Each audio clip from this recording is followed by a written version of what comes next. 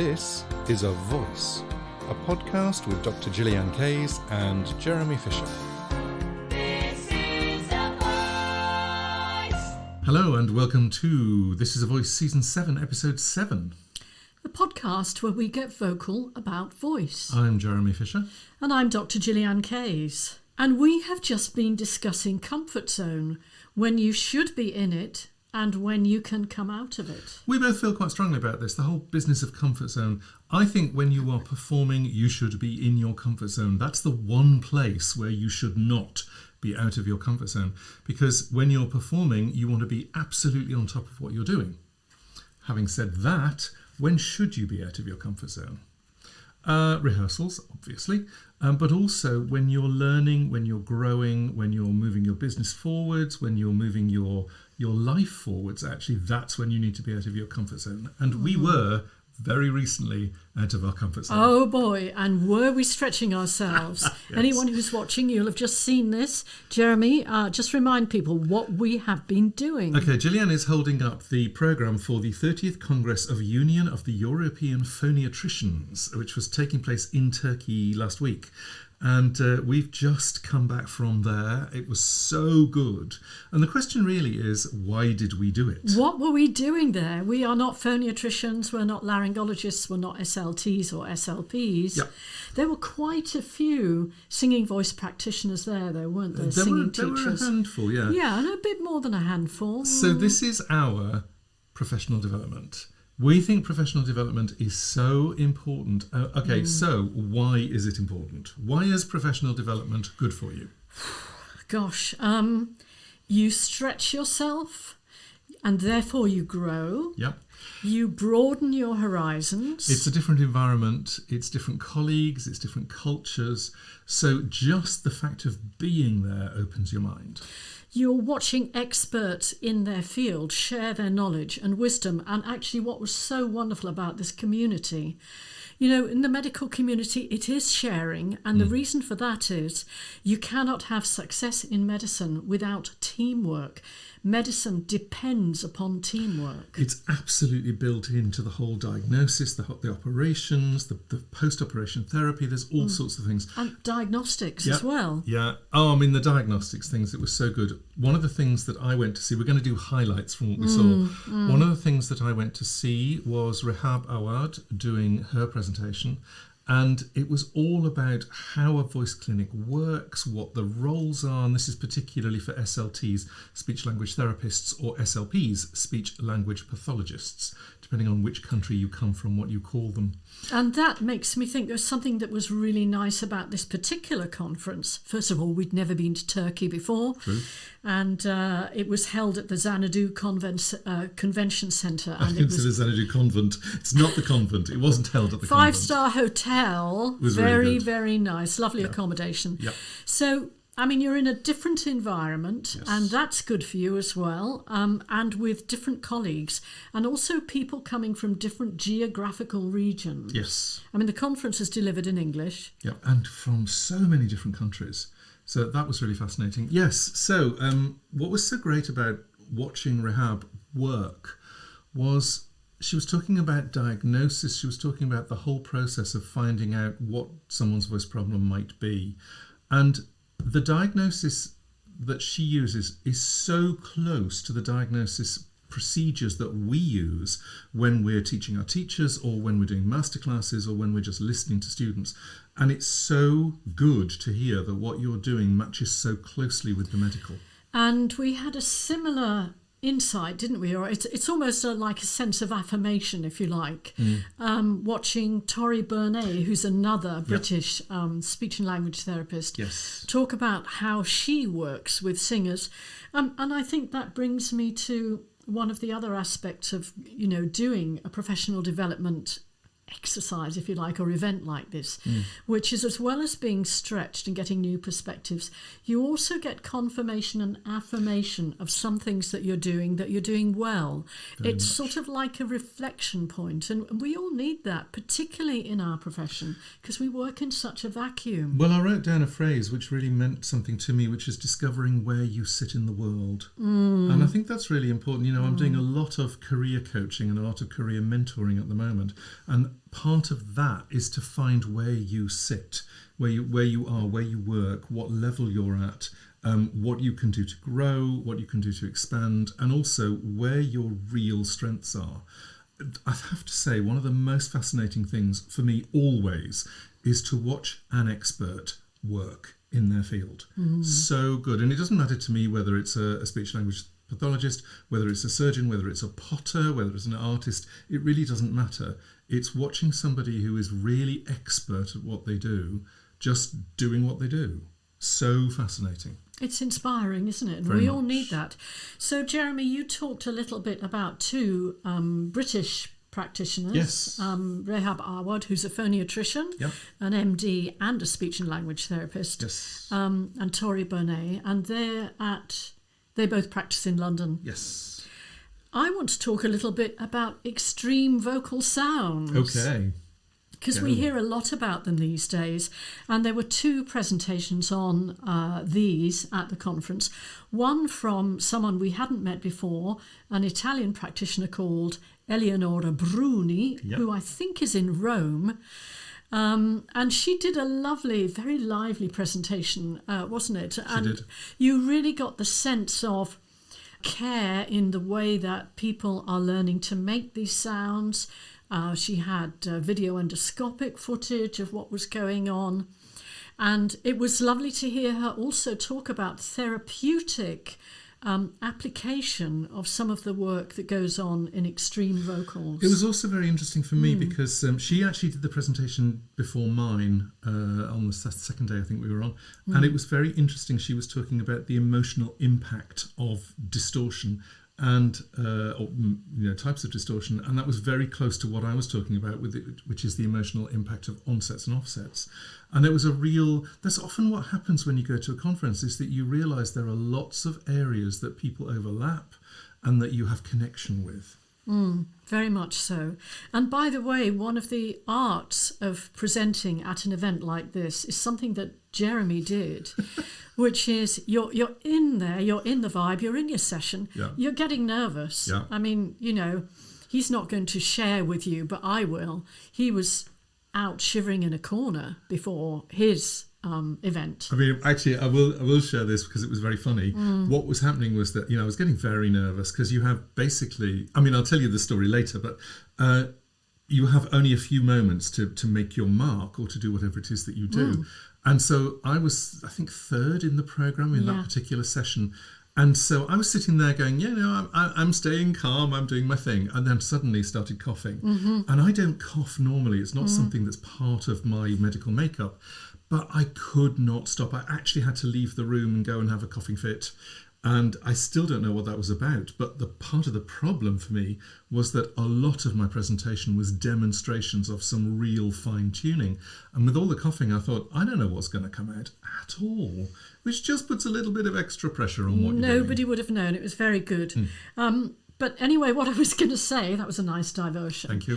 Is that if you have got to sit there through other people's presentations and you feel nervous, stay present. That was something you said to me for mine, wasn't it? Be Yes. present. Yes. Listen to what other people say.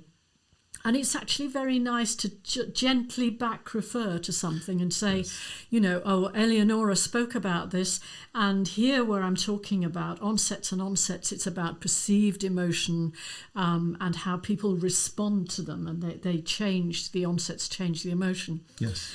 And I think that's a very useful thing to remember.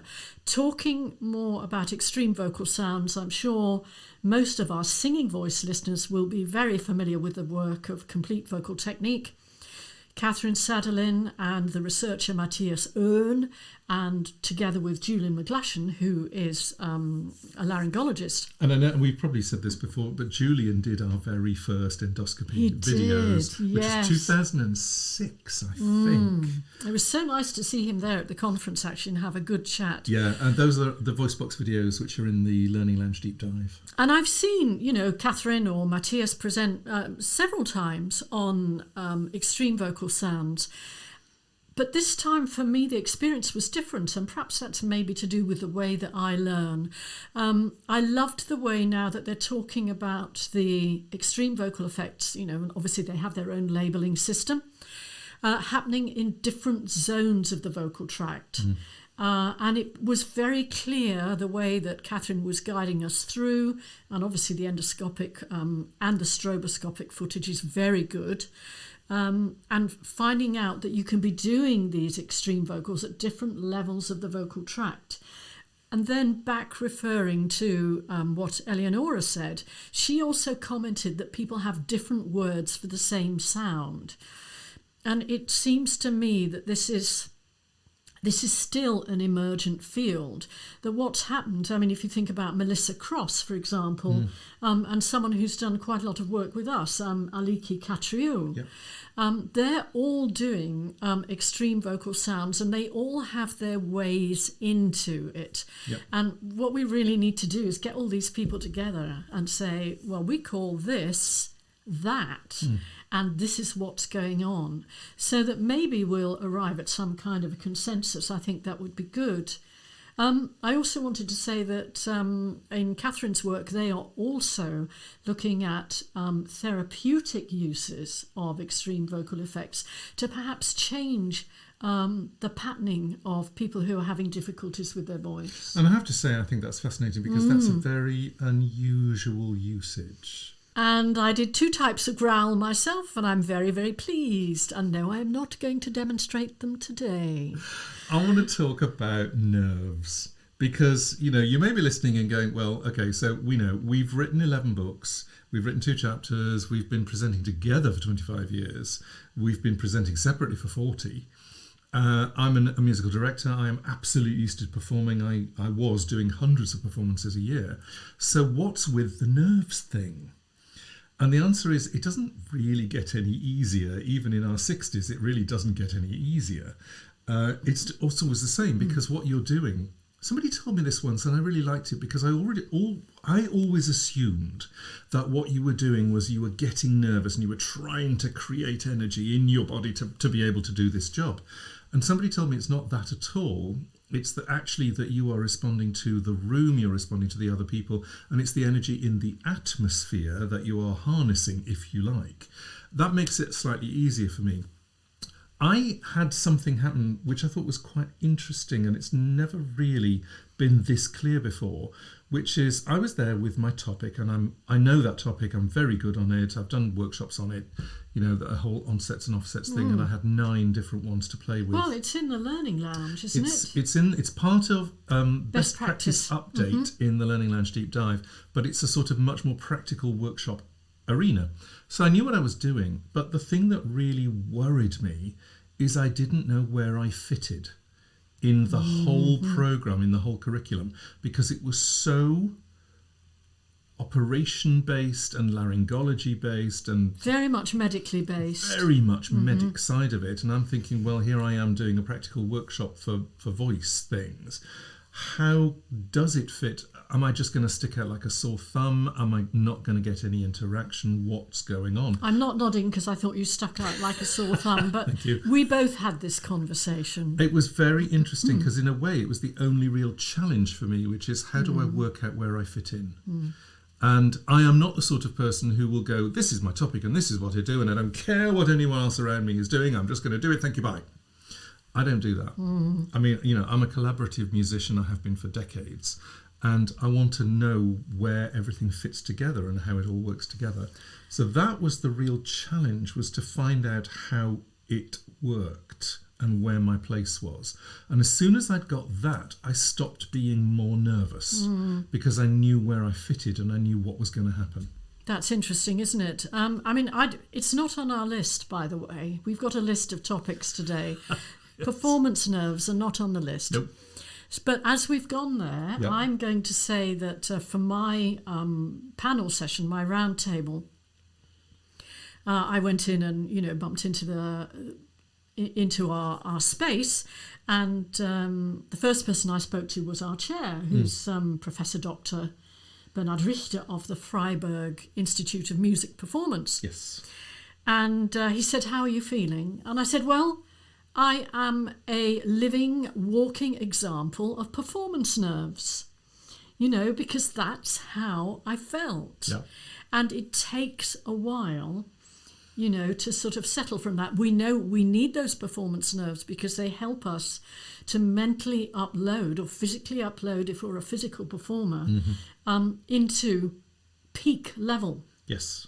Actually, it's actually quite worrying if you don't have the nerves at all. Yeah. Because it actually feels like you can't get to the state that you need to be in.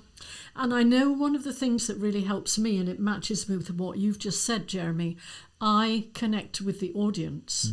So pretty much unplanned, I decided to start my introduction to the panel and why we were doing it by saying, who's had a singer with a voice problem? And that allowed me to connect with the audience. Soon as I've done that, I'm much more comfortable. This is another reason why I think being in your comfort zone is really, really important when you're performing or when you're lecturing or when you're giving a demonstration, whatever it is. We have different ways of dealing with nerves, but there is a similarity, which is once we get on our topic, we know that we're fine.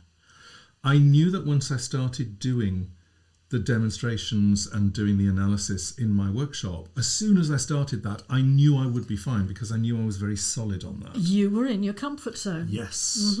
And I was in my comfort zone talking about how to deal with singers who are having a voice problem in, a singing teacher setting. Yes. I want to go back to why professional development, because, we're still doing it. And one of the big ones for me is it stops you getting stuck. It can become quite incestuous if you just do what you do and you go round doing what you do and there's no other input and there's no other viewpoint. I think the difficulty with that is it gets stuck, and if it gets really stuck, you can start to become a cult.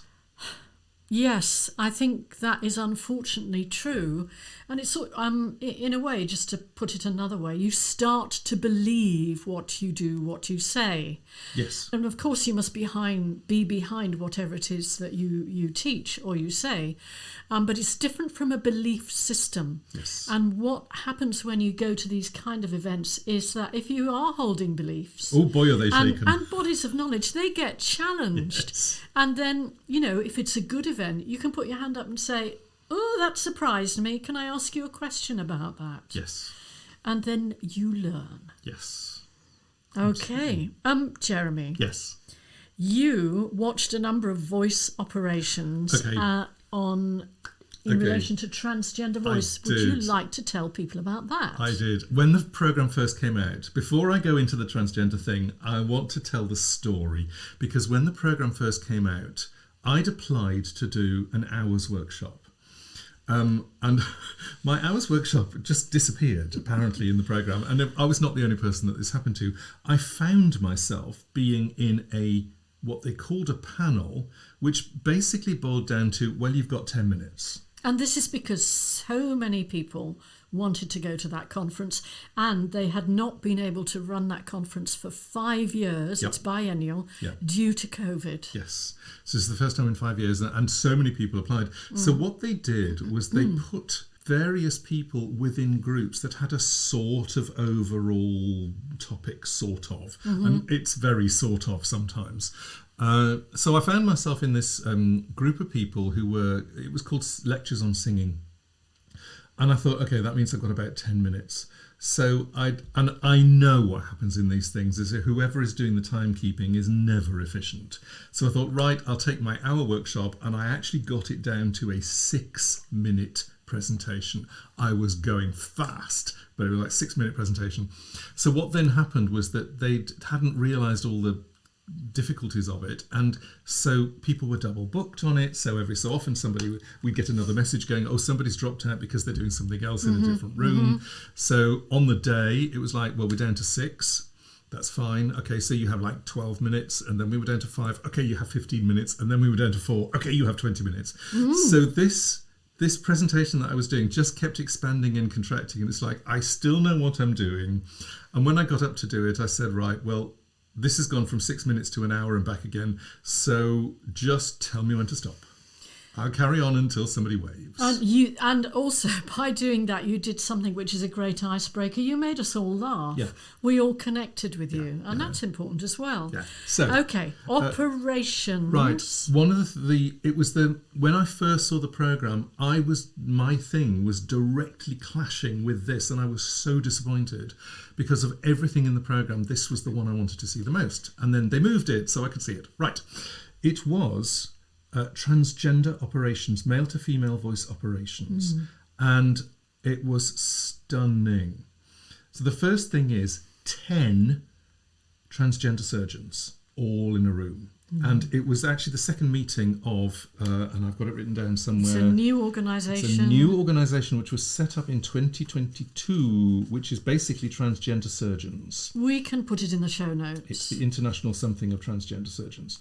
So it was only their second meeting. And what was so brilliant about this, I cannot imagine anywhere where you could go and watch 10 surgeons talking together, sharing videos. You watched the same operation, one after another, done by 4 different surgeons. And it was video, it wasn't live. But it was so fascinating. And also discovering, and I was very pleased by this, a lot of surgeons will do the same or very similar operations for the male to female voice surgery.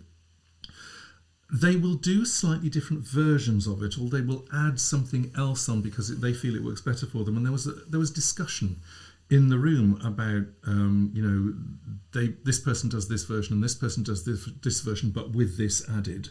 And it was really fascinating to see that everybody is doing approximately the same thing, bar 2, in fact. 8 of them doing approximately the same thing, but doing it with their own flavour, doing it with their own style, doing it in their own order.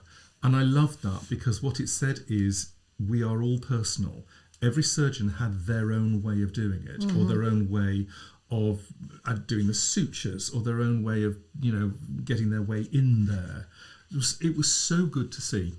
So that was fun. And then we had a couple of outliers, which was absolutely fascinating. The videos were amazing. There was one that was particularly gruesome, which was the whole opening up the throat and working from the outside. Most of the surgeons would work from the inside. So the care, the delicacy and the care that people do when they are taking bits of cartilage, or when they're taking bits of vocal fold, or when they're sewing things up, is incredible. And there was one moment where one of the surgeons was doing a slightly different version, and he had 2 needles coming in from the outside and a camera on the inside, and he was tying knots inside. He was tying knots in the suture inside someone's larynx, and I just went, it's difficult enough for me to thread something when I got a needle in front of me. It was just amazing. So the level of skill that you see in something like that, the precision is phenomenal. It felt like such a privilege. It was absolutely fascinating. I did a report on all 10 of the presentations that I saw, and I think it went into 2 parts because it was so And I think they're going to be amalgamated so people can watch them on other platforms. on the Facebook channel, hopefully. Yes. I would like to talk about tremor, vocal tremor. Yes. Talk to me about vocal tremor. This was a presentation by, I think, a Belgian practitioner called Yuri Marin. Yep. Did you know that there is a tremor index? I thought that was absolutely fascinating. So, there are different types of tremor. They emanate from different parts of the vocal tract. Tremor obviously meaning a form of shake, which perceptually would result in a sense of instability in the speaker or singer. So we have, in the lower vocal tract, we've got respiratory issues that can cause tremor. We've got phonatory issues, in other words, about vocal fold vibration. Then in the upper vocal tract, we have articulatory, and obviously that's the tongue and the jaw and the lips. And those articulatory things can affect the different formant frequencies. And I have to say that the work that Yuri Marin is doing, I think is going to be really, really interesting. He's just done a pilot project, and I think we need to see where this goes. It's going to be fascinating. I think that's the other thing about being at a conference, is that you see research at early, mid and late stages. And so you see where people are going, you see where their interests are, and you can extrapolate where that's going to go. That is so fascinating. Can I sing a song of Kittie Verdolini Abbott? You can. Yeah, I did a little post in praise on Instagram about her wonderful presentation on, what was our actual title for this? Motor learning Yep. in singing and speaking. Yep. And actually her PhD was in the area of cognitive motor learning. Just one or two absolute nuggets of joy. Yeah. If you're familiar with Kittie Verdolini's work, one of the core aspects is the difference between declarative learning, Yes. learning that, and procedural learning, learning how. Yep. And I loved, she sort of told a story from her own background as a singer. You know, when you have a singing lesson and you go out and you feel amazing afterwards, it's fantastic. But you haven't retained it. Yep. And she said that her best singing teacher didn't say very much, didn't give a lot of feedback. But it was that teacher that took her up to the next level. And she said that on reflection, when she looked back at that experience, she realised that the lessons that she'd loved, those good lessons, it was the teacher's brain that was driving her voice, not her brain. Did you clock that? I did, yeah. I mean, I was like, yay! Yes. It was very interesting, and the idea that you could be really good in the lesson and it doesn't transfer outside the room. Or you can be terrible in the lesson, but somehow you learn something that then transfers into your life. I love that. Yeah, and what she was saying is that, you know, learning is a function of experience or practice. Yep. And when we're in the singing studio, it can be you can get that in the moment progress. And actually, in the moment progress, I would say, belongs more to the masterclass arena. But that in the moment progress might not be retained. You might get slower progress in a lesson, or even feel that your student hasn't progressed, but they will come back the next week or 2-3 weeks later and they've got better retention. So those of you who do teach singing, or maybe are working with voice, you know, in speech and language therapy clinic, don't despair if your client or student doesn't get it in that session, because that doesn't mean they won't ever get it. There is something very powerful as well, and we talk about this with our accreditation program people when we're teaching them about teaching singing, which is, what is your goal and what's your timetable as a teacher?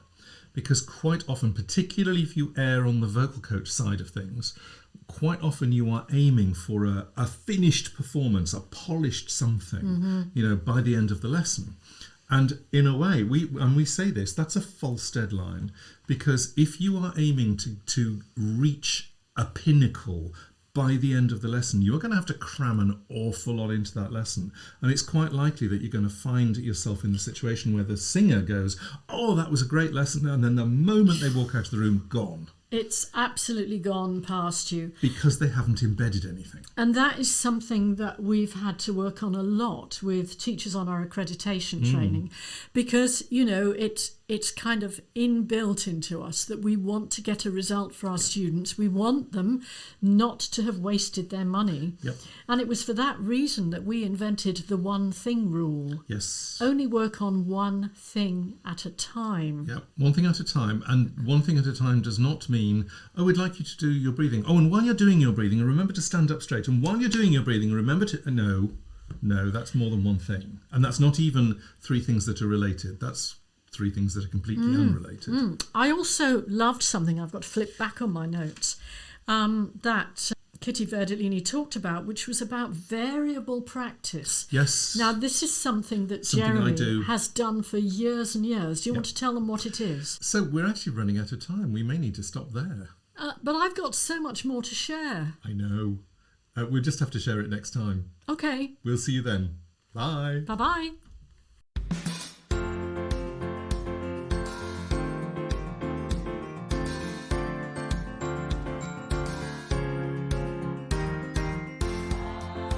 This is A Voice, a podcast with Dr. Gillyanne Kays and Jeremy Fisher.